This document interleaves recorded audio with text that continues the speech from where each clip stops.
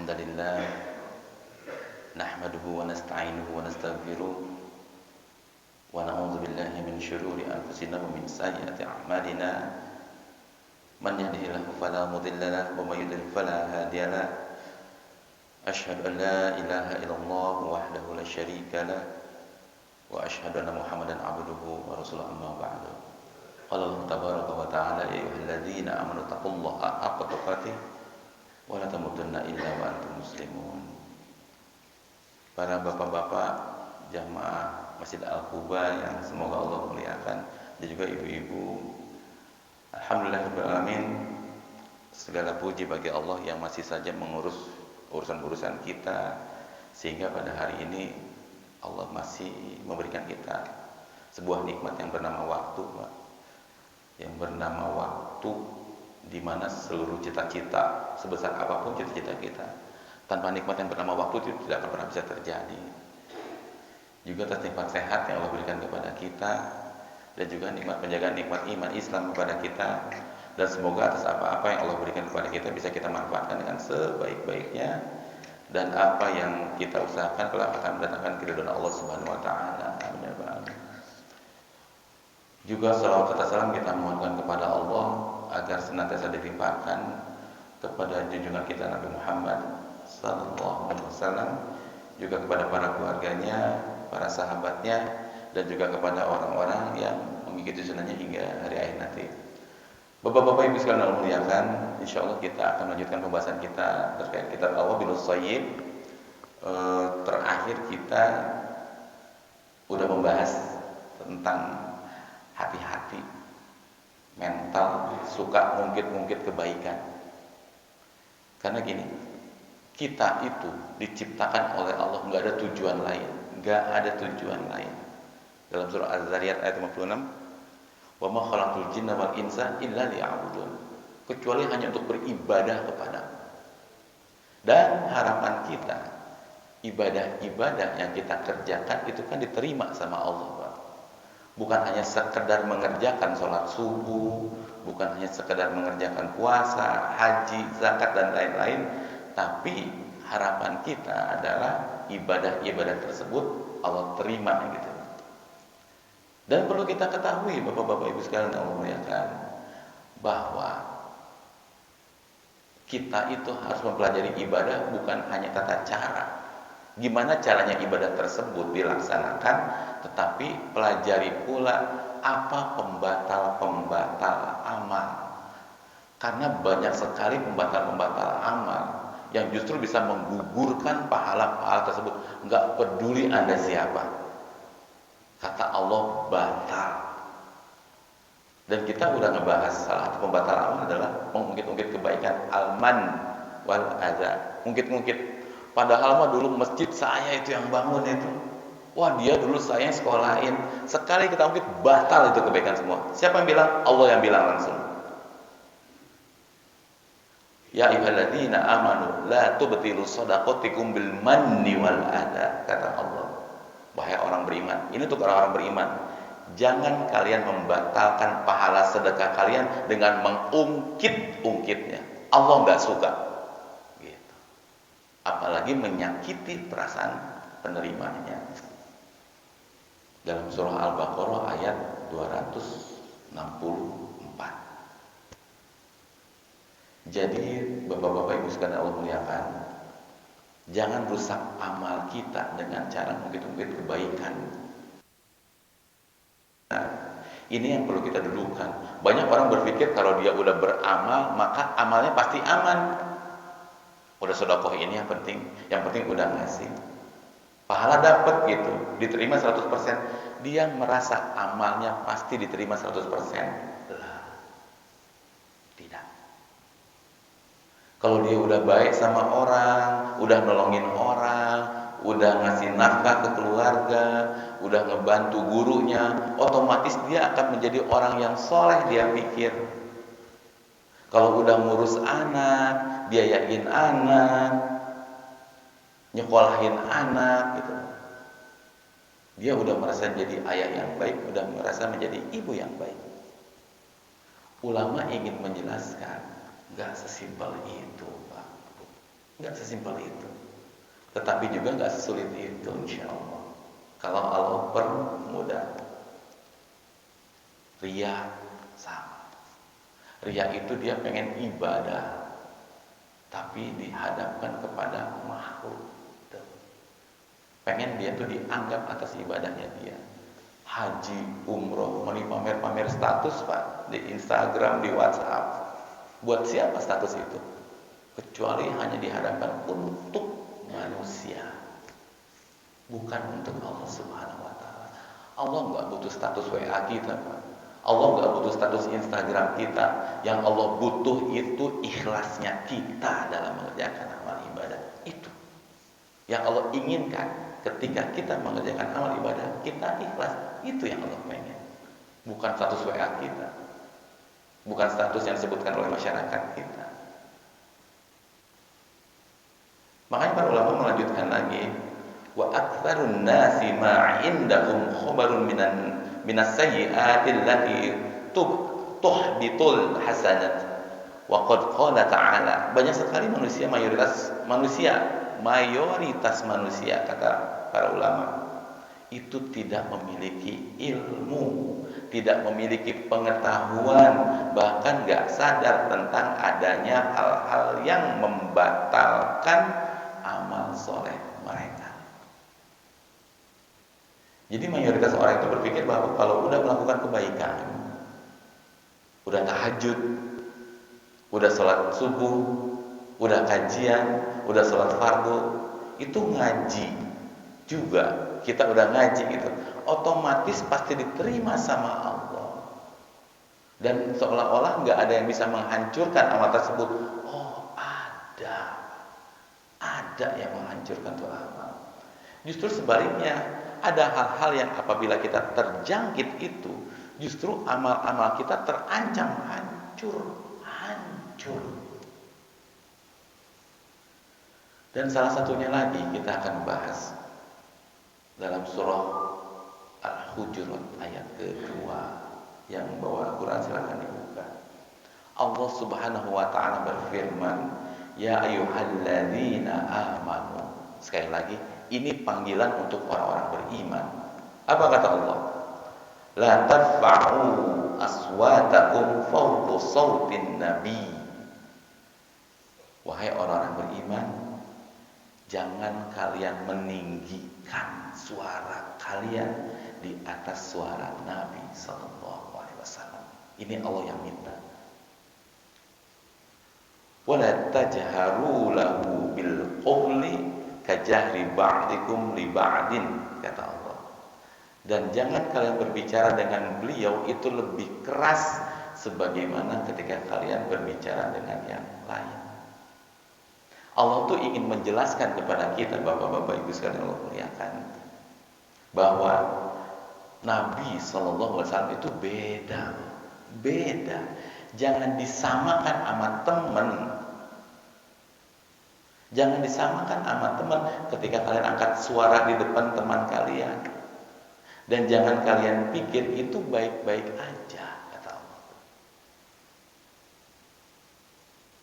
Kita kalau makan, ya elah ribet amat sih Pak, udahlah santai aja kita. Itu amat teman. Tapi kalau berhadapan dengan Rasulullah Sallallahu Alaihi Wasallam, wala tajharu lahu bil qawli kajahri ba'dikum li ba'din. Jangan angkat suaramu ketika berhadapan dengan Nabi Sallallahu Alaihi Wasallam seperti kamu angkat suara kamu ketika berbicara sama teman-teman kamu, sama yang lain. Beda. Sebagaimana kalau Anda ketemu teman sama yang kalian gak suka gitu, jangan disamain.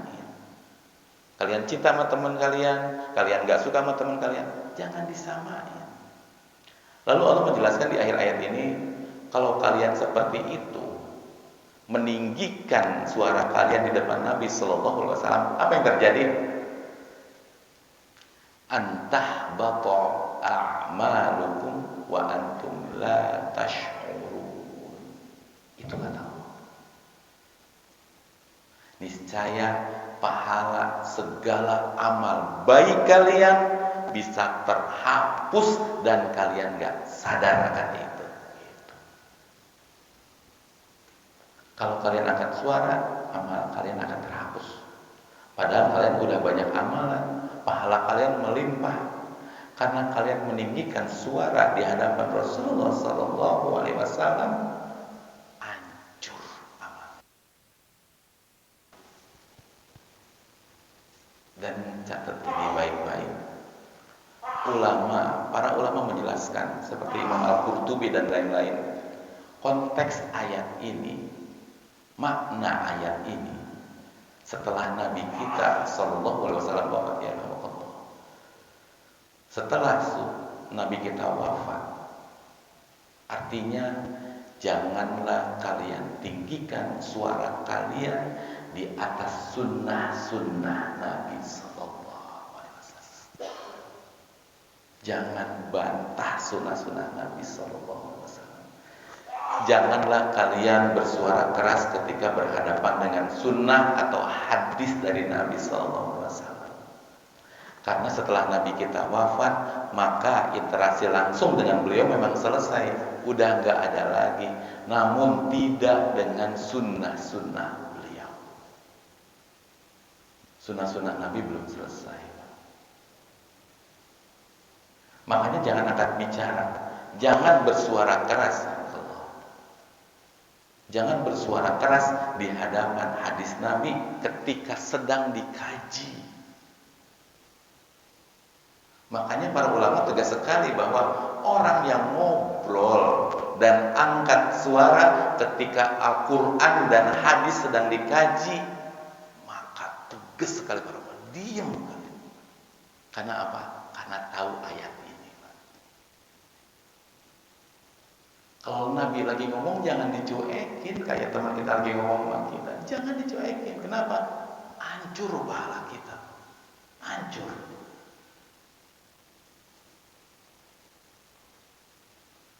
Kenapa demikian? Bukan ulama itu baperan, Pak.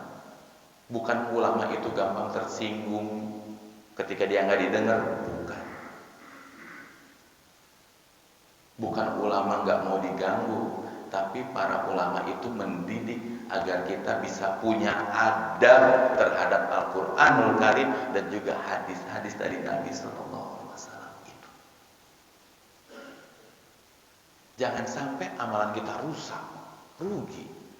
Jangan sampai amal kita hancur dan hilang gara-gara kita angkat suara di hadapan sunnah Rasulullah Sallallahu Alaihi Wasallam. Dan ulama menjelaskan terkait maksud Al-Hujurat ayat 2 ini.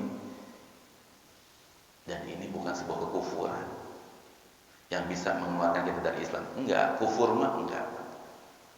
Tapi itu adalah kemaksiatan yang bisa menghancurkan amal dan pelakunya itu nggak akan pernah sadar.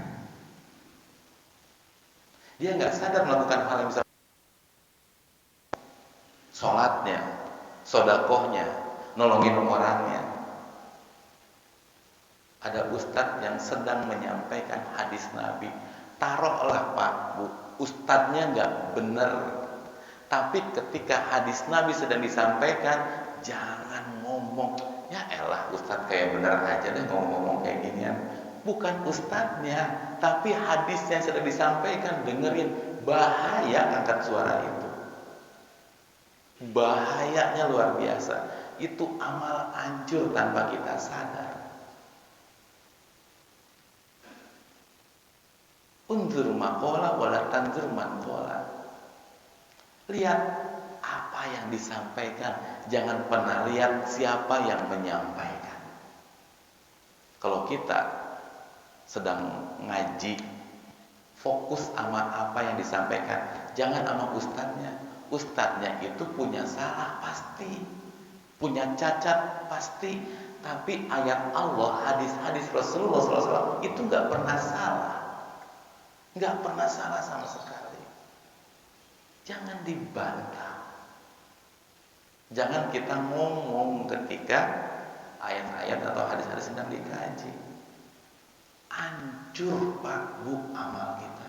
Hancur kata Allah yang bilang langsung, hancur dan kita nggak sadar. Atau ayat sebelumnya yang kita bahas, kita ungkit-ungkit amal atau menyakiti orang yang kita kasih, akhirnya semua jadi gak ada gunanya. Gak ada gunanya sama sekali. Jadi buat kita jamaah, bapak-bapak ibu sekalian Allah muliakan, tolong, tugas kita itu bukan cuma beramal, tapi jaga itu amal supaya nggak rusak.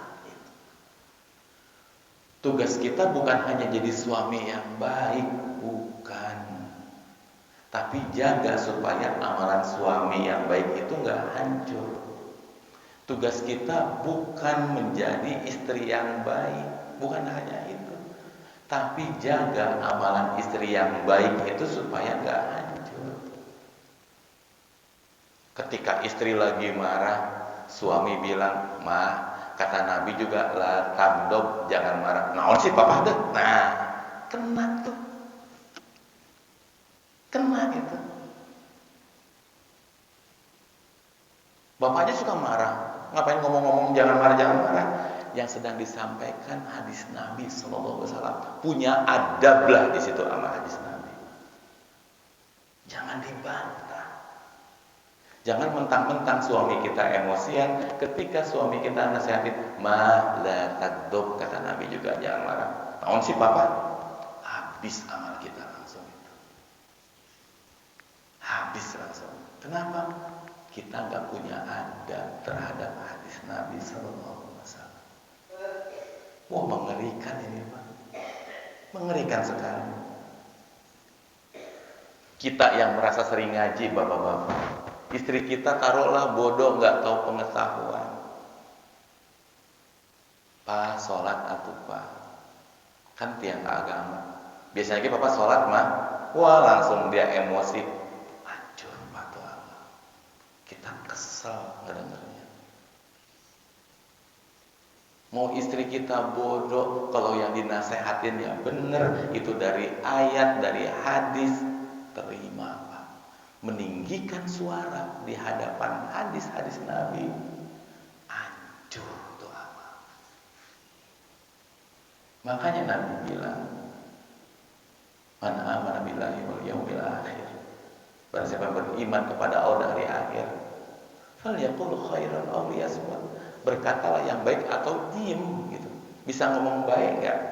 Ketika dinasihatin sama istri, ketika dinasihatin sama suami, minimal bilang, "Iya mah, iya pak, makasih udah diingetin mah."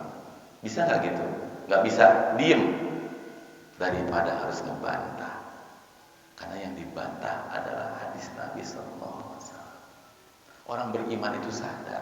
Makanya panggilan ayat ini buat orang-orang beriman, karena Allah memulai dengan kalimat ya ayyuhalladzina amanu. Yang ngerasa nggak punya iman silakan bantah deh. Bantah silakan. Tapi kalau yang merasa memiliki iman terhadap Allah Subhanahu wa taala, jangan meninggikan suara di hadapan hadis Nabi sallallahu alaihi wasallam. Tugas kita itu bukan menjadi teman yang baik, bukan hanya menjadi teman yang baik, Pak. Tugas kita itu bukan hanya menjadi pemimpin yang baik, entah di kantor, entah di rumah. Tugas kita bukan menjadi konsumen yang baik, bukan hanya itu. Tugas kita bukan hanya menjadi murid yang baik, tetapi bagaimana semua yang kita kerjakan itu terjaga dan diterima sama Allah. Itu poinnya. Kita ngaji diterima, itu poinnya sama Allah. Karena mayoritas orang-orang itu nggak sadar ketika amalnya hancur, nggak sadar. Mayoritas kita itu nggak sadar saat amalnya terhapus. Apa? Gampang ngungkit, gampang emosi, gampang tersinggung, amalnya terhapus. Kenapa? Karena amal-amal yang sudah jadi penjaga atas dirinya. Itu salah satunya. Kok emosian ya saya ya? Kok gampang tersinggung ya saya? Kalau dengar-dengar ayat dari teman saya, kok saya tersinggung mendengar hadis dari istri saya? Jangan-jangan amalnya nggak tahu jadi kemana, jadi debu gitu. Karena amalnya nggak menjadi penjaga menjaga atas dirinya. Dan salah satu penghapus amal adalah ketika kita meninggikan suara kita di depan hadis Nabi Sallallahu Alaihi Wasallam. Ketika hadis Nabi sedang dikaji. Dan kata para ulama, kalau suara tinggi di depan Nabi aja bisa menghapus, Pak, Bu. Kalau meninggikan suara di depan hadis Nabi aja bisa bikin amal kita terhapus. Lalu bagaimana dengan orang yang membantah sunnah Nabi Sallallahu Alaihi Wasallam? Wah, ngeri.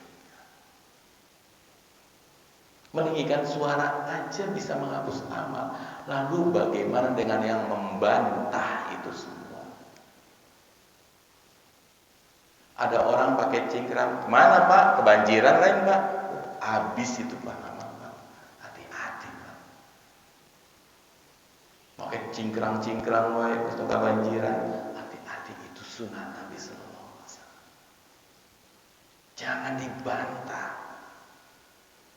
Kadang kita merasa amal kita banyak, melihat yang baru hijrah, ya baru kemarin sore, itu habis amal. Habis. Hijrah itu perintah Allah. Wa man yuhajir fi sabilillah yajid fil ardi muragaman katsira wa basa'ah. An-Nisa ayat 100. Orang hijrah terus kita bantah, ya elah baru kemarin sore, habis itu amal kita, Pak. Habis itu amal kita. Kita merasa eksklusif, udah soleh dari kecil. Udah soleh dari dulu.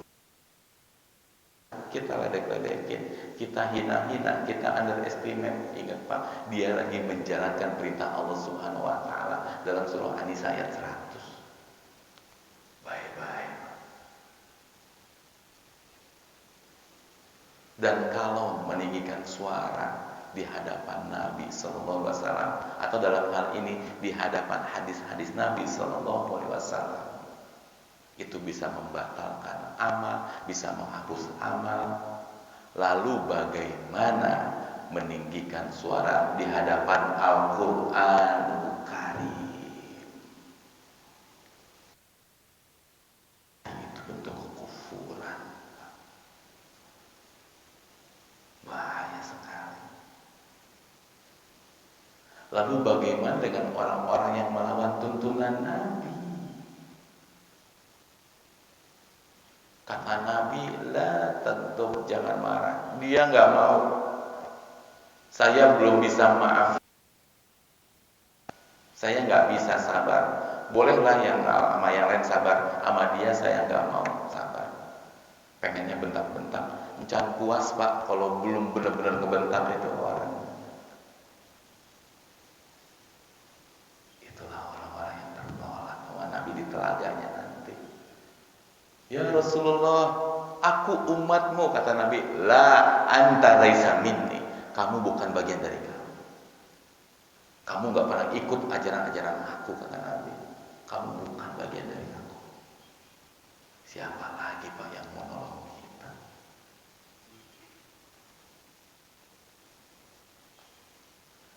Lalu bagaimana dengan orang yang menomorduakan perintah dari Nabi Sallallahu Alaihi Wasallam?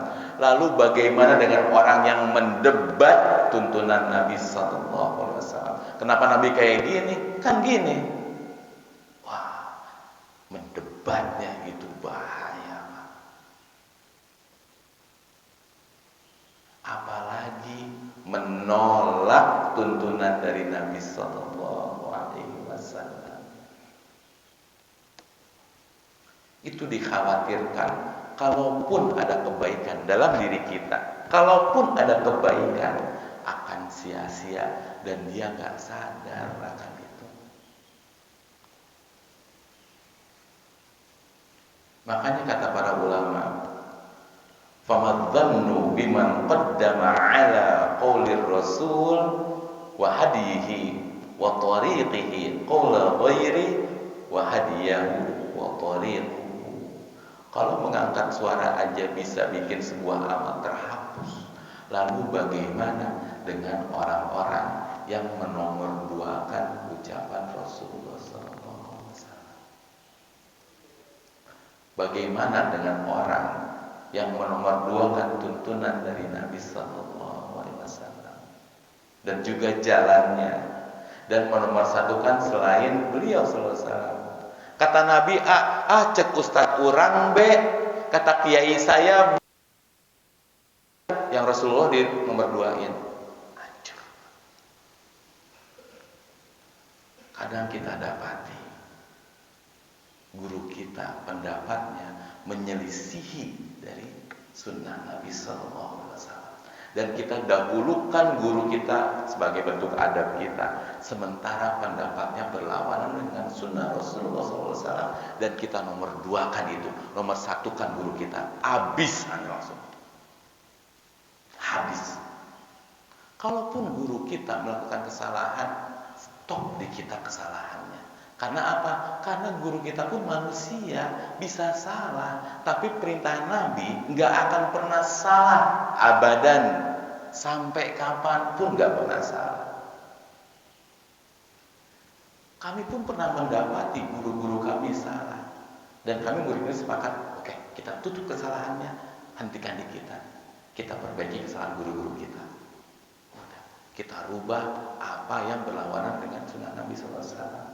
Dan kita doakan ampunan untuk guru-guru kita. Itu bentuk adab, bukan jadi benci juga sama guru kita. Itu salah.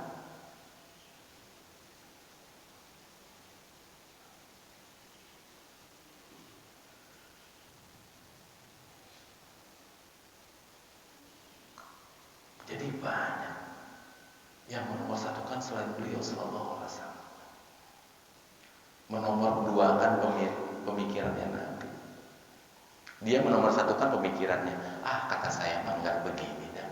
Udah, dia lakukan itu. Sementara itu berlawanan dengan sunnah Nabi SAW. Sunnah Nabi itu berlawanan dengan perasaannya. Sunnah Nabi berlawanan dengan emosinya. Sunnah Nabi berlawanan dengan egonya. Sunnah Nabi berlawanan dengan kepentingannya, dengan jalannya. Dia bantah itu dan dia ambil perasaannya. Silakan. Habis amalnya.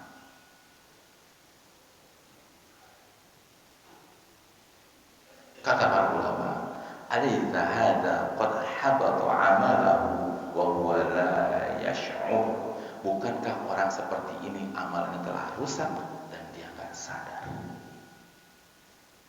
Oleh karena itu, tolong Pak dijaga, Bu. Amalnya jaga. Jangan pernah minta dihargai. Jangan pernah cari panggung, gak usah cari panggung kita. Cari kebenaran dengan cara validasi hadisnya. Betul kan? Jangan sampai kita kehilangan amal kita.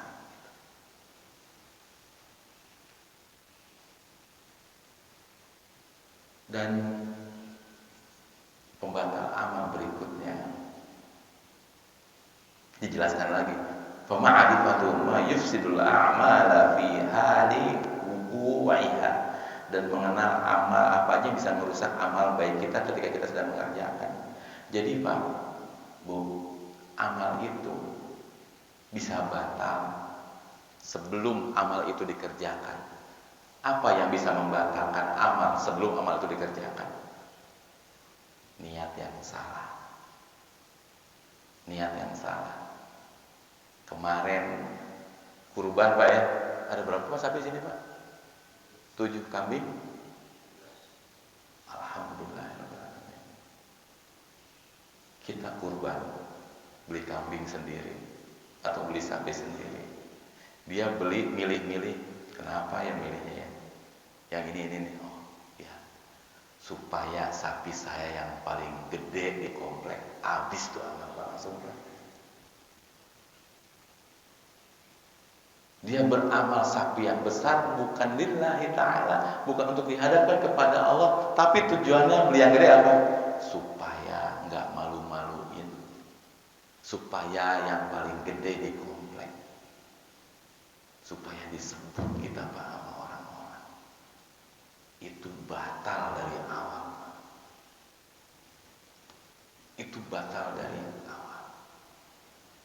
Sebelum amal dikerjakan. Berikutnya yang bisa membatalkan amal apa? Ketika amal dikerjakan. Apa itu? Riya. Salah satunya riya. Ngaji, pas ngaji update status tuh. Ngaji bersama Ustadz Ridwan. Alhamdulillahirabbil alamin. Hancur itu amal langsung. Buat apa? Orang peduli dengan status kita, Pak. Kan niatnya untuk dakwah. Dakwah undang aja. Besok ada kajian di masjid aku. Datang ya subuh kalau bisa. Itu cukup, itu undangan, itu berdakwah. Dakwah itu kan ngajak. Kalau di waktu kejadian kita pamer status, itu mah bukan ngajak. Itu mah pamer. Kalau kita orang yang soleh atau solehah, hati-hati. Ngajak itu sebelum waktu kejadian. Mau sholat, Pak, sholat bareng yuk Pak, yuk. Itu ngajak. Pak, besok ada kajian di masjid saya. Datang ya Pak, itu ngajak. Di waktu kejadian bukan ngajak. Gimana orang Ciawi ngelihat status kita langsung ke sini ya Pak? Nggak mungkin.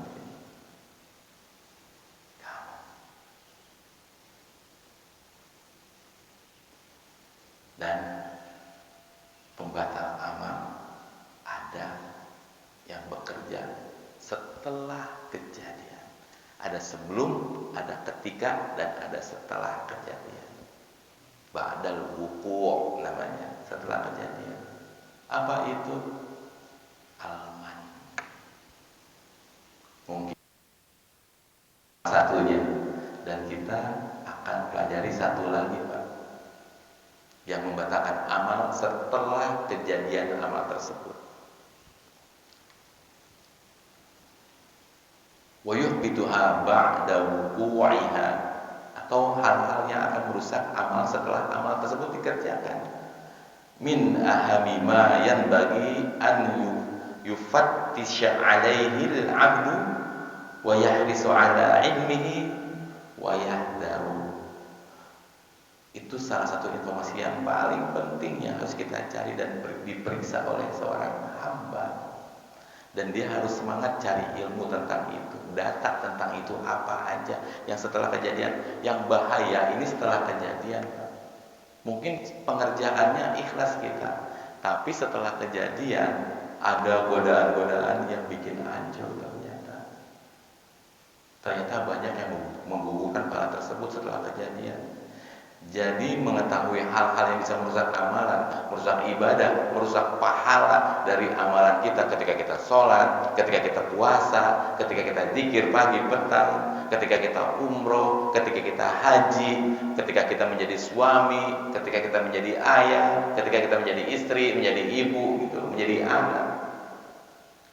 Saat silaturahim kita, saat sedekah kita, itu tuh ada amal yang bisa ngerusak, Pak, Bu. Ada amal yang bisa merusak. Baik rusaknya saat kita beramal, ketika beramal maupun setelah beramal. Jadi waktu beramal itu baik-baik aja gitu. Baik-baik aja. Tetapi setelah beramal belum tentu kita selamat, Pak. Belum tentu kita selamat. Kita udah capek-capek jadi suami yang bertanggung jawab, istri yang bertanggung jawab. Kita kadang ngalah, minta maaf duluan. Bertetangga kita minta maaf duluan sebagai bentuk sabarnya kita. Anak bikin ulah, kita sabar-sabarin. Atau siangnya baru nasehatin temen. Kita tahu-tahu nggak sholat, Pak. Kata Nabi SAW, man taraka sholat al-asri faqad habita amalahu. Barang siapa yang meninggalkan sholat asar, maka amalnya gugur. Amalnya gugur. Jadi bisa jadi amal kita rusak itu bukan pas beramal. Kita udah dakwah, udah nasehatin teman, Kayak yang iya aja kita nasihatkan, blunder, kita nggak sholat asar, ya hancur, gugur. Itu hanya salah satu contoh. Makanya dibilang mengetahui hal-hal yang bisa merusak amal kita, baik ketika mengerjakan atau setelah mengerjakan, itu sangat penting untuk dipelajari, diwaspadai. Karena kita pikir kita udah berhasil, ya udah berkurban, udah haji, udah hafal segala macam, tahunya gagal. Dan kita pikir ada hubungannya. Kayak hadis di atas, kita sodako udah banyak, apa hubungannya enggak sholat? Sodako aja kali Ustaz. Kok gara-gara enggak sholat sodako kita gugur? Iya, gugur. Kata Nabi, al-ahdul ladzi bainana wa bainahumus shalah, man tarakaha faqad kafar, kata Nabi. Pembeda antara kami dengan mereka orang kafir adalah sholat. Barang siapa yang tidak mengerjakan sholat, maka dia telah kufur. Habis amalnya. Ini jelas ada hubungannya. Sholat itu haknya Allah Subhanahu wa ta'ala. Sholat itu haknya Allah. Sholat itu ibadah yang sangat penting. Sholat itu tiang agama. Sholat itu tolak ukur. Sholat itu yang pertama kali dihisab gitu. Ini yang pentingnya belajar itu seperti ini. Udah remuk-remuk kita kerja, udah capek-capek kita nafkahin keluarga, ternyata nggak dapat pahala sama sekali. Udah ringsek hati setia sama pasangan kita, akhirnya kita blunder. Kenapa? Nggak ngerti. Karena diajak ngaji nggak mau, padahal bisa, waktunya bisa, cuman sebel aja.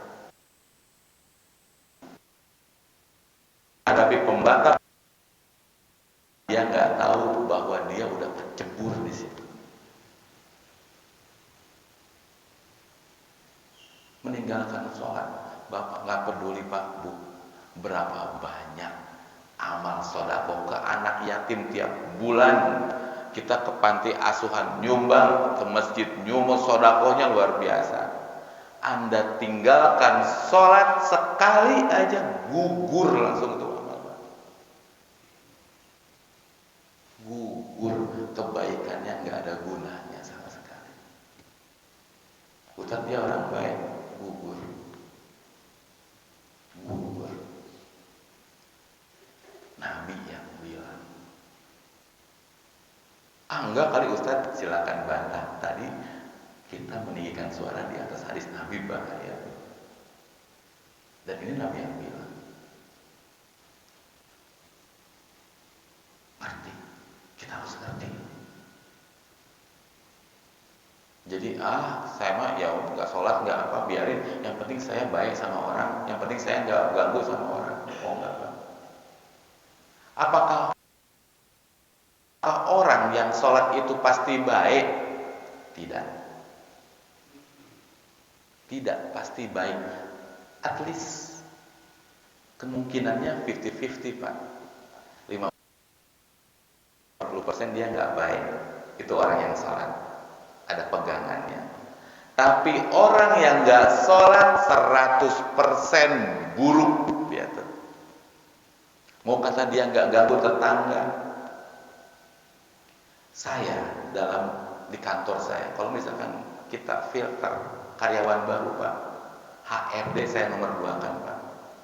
Sebelum HRD saya dulu yang filter, karena saya pimpinannya. Apa yang saya tanya? Bangun jam berapa? Saya bertanya itu aja. Bangun jam 6, bangun jam 7, reject yang saya langsung Pak. Bangun jam berapa? Saya bangun jam 4 Pak.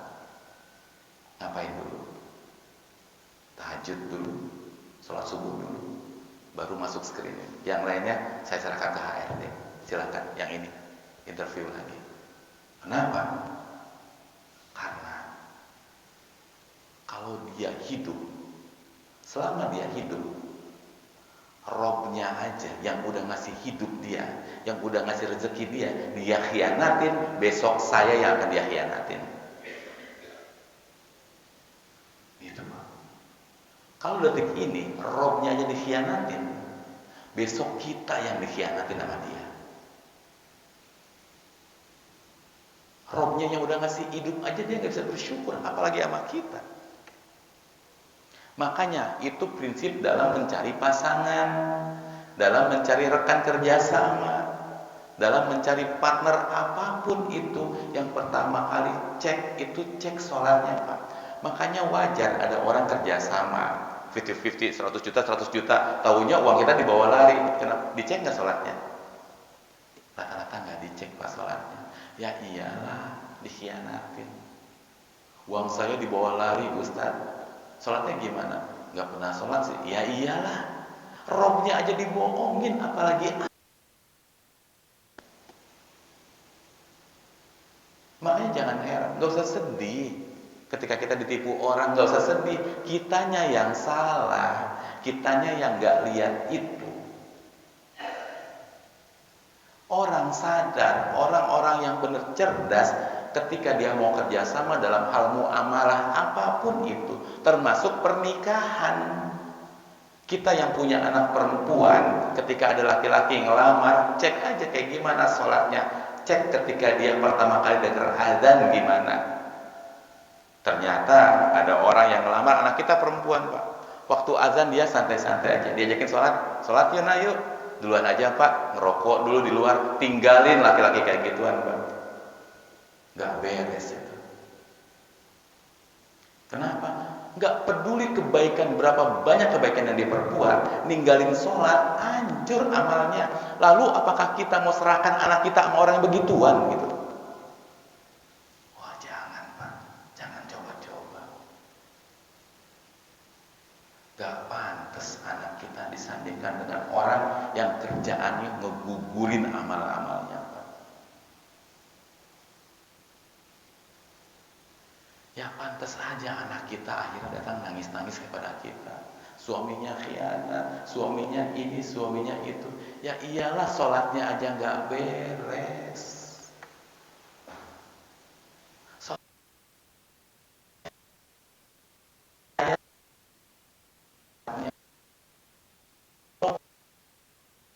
Dia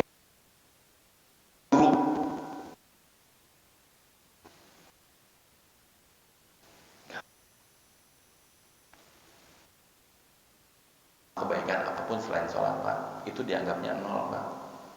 Guru saya menerangkan biar gampang gitu. Nol, nol, nol. Mau apa? Setia, nol. Nafkahin keluarga, nol, nol, nol. Itu nol banyak. Dan sholat itu ibarat angka satunya, Pak. Kalau ada satunya, itu nol yang banyak jadi hidup. Tapi kalau satunya nggak ada, semuanya nol, Pak.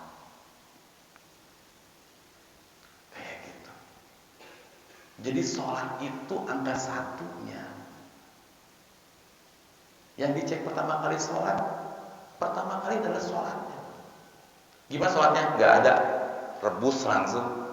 Nggak peduli kebaikan yang banyak, nggak peduli. Jadi supaya kebaikan-kebaikan yang berupa angka nol itu hidup, hidupin angka satunya di depan, Pak. Biar jadi banyak. Jangan sampai gagal. Inilah pentingnya kita belajar. Jangan sampai blunder.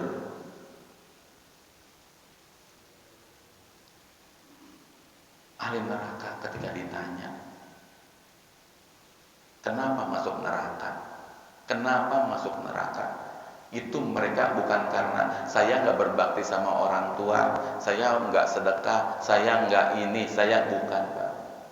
Dalam surah Al-Mudaththir ayat 43. Gimana sih ahli neraka ketika ditanya? Qalu nusalli. Kenapa anak masuk neraka? Kami dahulu bukan termasuk orang-orang yang mengerjakan sholat.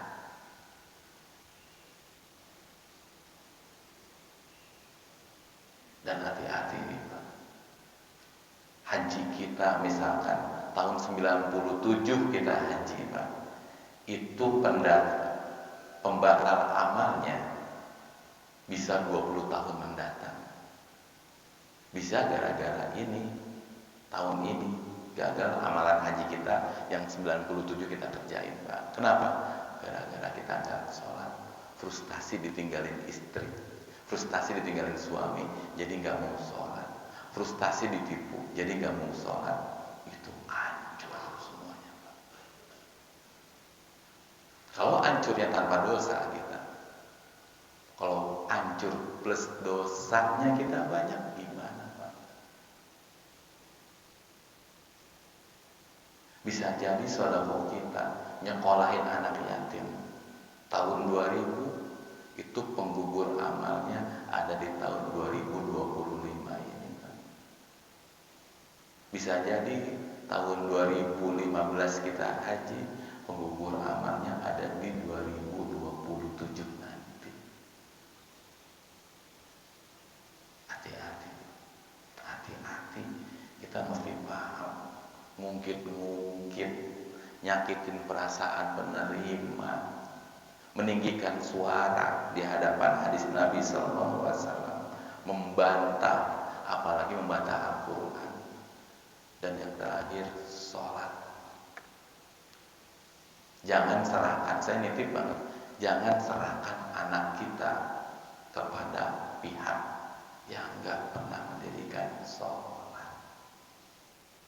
Anak kita laki-laki di pesantren udah apa, terus minta lamarin ke perempuan, ternyata didapati perempuannya nggak rajin sholat, jangan dikasih. Kan bisa didakwahin, Ustaz, bisa didakwahin, atau bahkan anak kita yang kena dakwahnya dia untuk nggak sholat. Tahu-tahu anak kita jadi urakan, tahu-tahu anak kita jadi nggak tahu aturan, tahu-tahu anak kita jadi ngebantah sama kita. Banyak sekali yang dulu anaknya taat banget sama orang tuanya, anak laki-lakinya, setelah nikah seolah-olah lupa sama orang tuanya. Nengokin aja nggak pernah. Kenapa? Dilarang sama istrinya. Allah. Itu bentuk kekurangan ajaran terhadap hukum Allah Subhanahu wa Ta'ala. Istrinya yang kurang ajar sama hukum-hukum Allah Subhanahu wa Ta'ala. Hati-hati. Kita kalau punya istri suka larang-larang kita, nengokin orang tua, itu istri kurang ajar bukan sama kita, tapi kurang ajar sama Allah Subhanahu wa Ta'ala. Wa qad rabbuka alla ta'budu illa iyyahu wa bil walidaini ihsana. Itu Allah bilang di surah Al-Isra. Saya tegas di sini menyampaikan bahwa sekali lagi ada istri yang sampai bisa menghalangi suaminya untuk nengok, untuk berbakti sama orang tuanya. Demi Allah, itu istri kurang ajar sama. Banyak orang tua di hari tuanya, Pak, Allahu Akbar, itu dari kamar ke kamar mandinya ngesot-ngesot, Pak, ngerayap-rayap. Anak lakinya nggak ada, sama istrinya aja udah. Dosanya luar biasa itu. Bahkan sampai meninggalnya aja anaknya nggak tahu. Hati-hati, Pak. Jangan sampai anak laki-laki kita ketemu yang model begituan, dan jangan sampai anak perempuan kita ketemu orang-orang yang model begitu juga. Kita pengen selamat di dunia dan akhirat. Dan salah satu cirinya kita selamat dunia dan akhirat apa? Di dunianya kita pun udah bahagia, udah tenang. Kalau dunia kita udah gak tenang, ya Allah,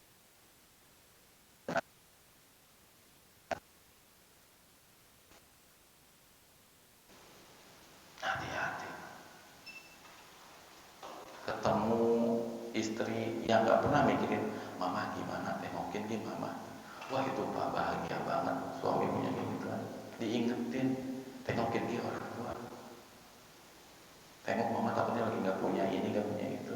Nih sisihin buat mama. Itu kan bahagia kok punya istri kayak gitu.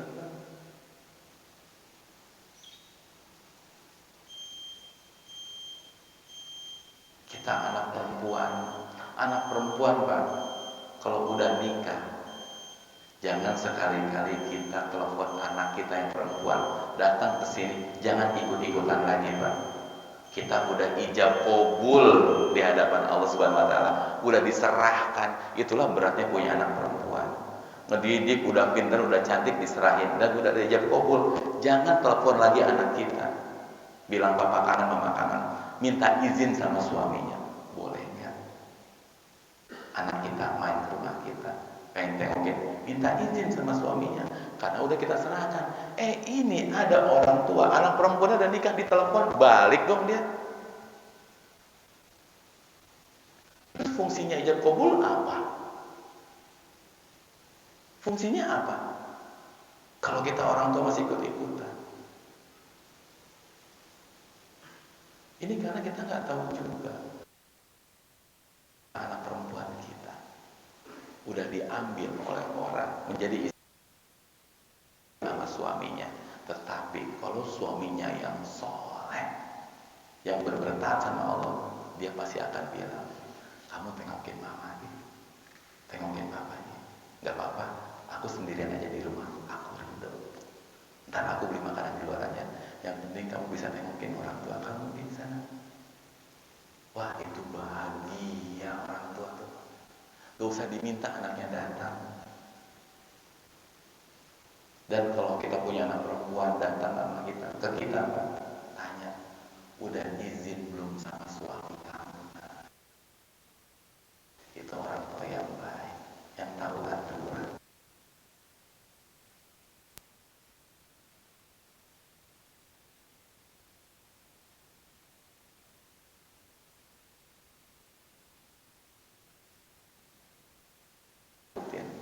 Kalau suaminya anak kita, istrinya anak kita, dia rajin sholat, minimal dia kabutin, minimal harapan kita, dia tahu aturan-aturan Allah Subhanahu wa taala. Jadi itu Bapak-bapak Ibu sekalian bisa disampaikan bahwa hati-hati dengan pembatal-pembatal amal ini. Ini seringkali menjangkiti kita. Karena pembatal amal itu ada terjadi sebelum kejadian, ketika kejadian dan setelah kejadian. Dan itu ada yang namanya riya, ada yang namanya alman wal ada yang meninggikan suara, tarfa'u shaut. Yang berikutnya taraka's shalah, meninggalkan sholat. Itu semua pembatal-pembatal amal yang akan menggugurkan amal kita. Gak peduli Anda siapa, gak peduli sebanyak apa amal Anda, kalau Anda lakukan itu, maka amal-amal itu akan rusak, berantakan, jadi debu dan rugi apa yang kita lakukan. Jangan sampai kita masuk dalam surah Mudaththir yang hancur amalan-amalannya, udah capek-capek amal tapi masuk neraka. Dan semoga Allah menerima amalan kita hari ini, Allah jaga amal kita sehingga kita jadikan orang-orang istiqomah, dan semoga Allah jadikan bapak-bapak, ibu-ibu semua sebagai ahli-ahli surga dan barisan. Itu aja bisa sampaikan, kalau dia mohon maaf, dan tutup dengan doa kafaratul majlis. Subhanallahumma wa bihamdika, asyhadu an la ilaha illa anta, astaghfiruka wa atubu ilaik. Wabillahi taufiq wal hidayah. Assalamualaikum warahmatullahi wabarakatuh.